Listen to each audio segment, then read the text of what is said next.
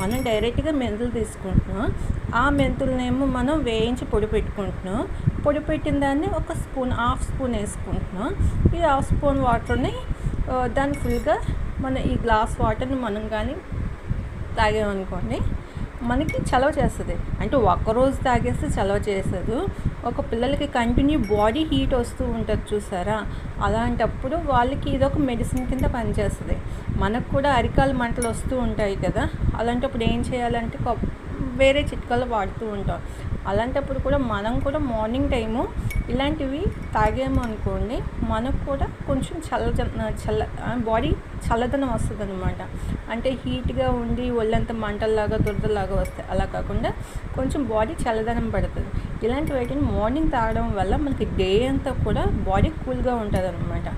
So ఇది మీకు నచ్చినట్టయితే లైక్ చేయండి, తెలిసినట్టయితే సబ్స్క్రైబ్ చేయండి.